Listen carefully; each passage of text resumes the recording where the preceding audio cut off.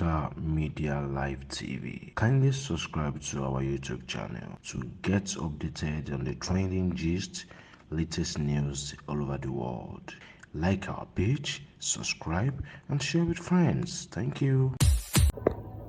Taye currency ó ti lọ kí bàbá wọn ọba ọ̀run. Taye currency ti lọ kí King Dr. Wasiu Ayinde Marshal fún ti ikú màmá wọn. Kí ló dé tó ṣùgbọ́n ti lọ? Kí ló ṣẹlẹ̀ lágbóyè fújì? Àmọ́ kí ló dé tí currency ò dé lọ́jọ́ sí ìyàsùkú? Ìjọ́tọ̀ ga tí Pasuma lọ, kí ló dé tí kò gbọ́ ọ̀gá ẹ̀ lọ? Ṣùgbọ́n ọ̀gá ẹ̀ lọ kò tẹ̀lé lọ. Ṣùgbọ́n tí gbé bá rìn ìkàrà wọn máa tẹ̀lé. Ọ̀gá ẹ̀ lọ síbi kan ó jẹ́ kó tẹ̀lé, ó jẹ́ kó wà tọ́jà ìjọ lọ ni.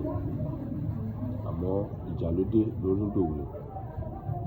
Bàbá wọn tó bá wọn parí ìjà náà, currency padà lọ kí bàbá wọn, lọ kí bàbá ní Ìjẹ̀bú Òde, nílé ojú ìṣàgbọ́lá nílé wọn, ti lọ kí wọ́n bẹ̀ wọ́n kò sí màmá wọn.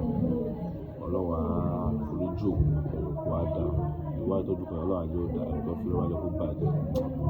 Ẹ wo bí currency lọ kí bàbá náà ṣe attend sí lójú gbogbo ẹ̀, tàbí kí wọ́n ṣe attend sí currency. Ọ̀yà ẹ wo, kẹ́ fi comment yín, kẹ́ fi ránṣẹ́. Tó bá yẹ pé gbà àkọ́kọ́ ilé lè ẹ subscribe, ẹ like, ẹ share, kẹ́ lè comment bẹ̀, ẹ ṣe kó dàbọ̀. Boom.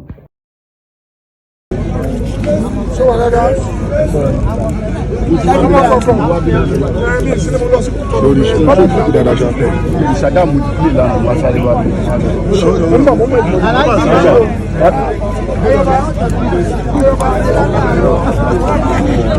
Africa Media Live TV. Kindly subscribe to our YouTube channel to get updated on the trending gist, latest news all over the world. Like our page, subscribe, and share with friends. Thank you.